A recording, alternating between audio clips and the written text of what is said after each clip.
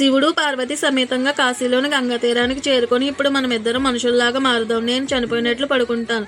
నువ్వు వితంతువులా నటించి దుఃఖిస్తూ, పాపరహితులు ఎవరైనా నా భర్తను తాకితే ఆయనకు జీవం వస్తుంది, పాపాత్ములు అయితే మాత్రం నా భర్తను తాకగానే తల పగిలి మరణిస్తారు అని చెప్పు అని అంటాడు. అప్పుడు పార్వతీదేవి అలానే అందరినీ అభ్యర్థిస్తూ ఉంటుంది.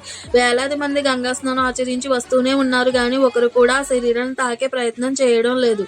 గంగా స్నానం తర్వాత పాప ప్రఖ్యాళన జరిగి పునీతులు అవుతారన్న వరం గురించి తెలిసినప్పటికీ ఎవరూ ఆమె భర్తను తాకి బతికించేందుకు ప్రయత్నం చేయడం లేదు. పరమేశ్వరుని పరిపూర్ణంగా విశ్వసించే ఒక వేశ్య మాత్రం గంగా స్నానం ఆచరించి వచ్చి ఆ శరీరాన్ని తాగింది, పునర్జీవుణ్ణి చేసింది. అప్పుడు పరమేశ్వరుడు సులభమైన మోక్ష మార్గాన్ని ప్రసాదించినప్పటికీ ప్రజలు ఆ విశ్వాసంతో, అజ్ఞానంతో ఎలా ముక్తికి దూరం అవుతున్నారో చూసావా పార్వతి అంటూ ఆ పుణ్యాత్మురాలికి మోక్షం ప్రసాదిస్తాడు. అందువల్ల పరిపూర్ణ విశ్వాసంతో కాశీనగరంలో గంగా స్నానం ఆచరించిన వారికి మోక్షం తప్పక ప్రాప్తిస్తుంది. మీరు కాశీనగరం వెళ్ళారా? వెళ్తే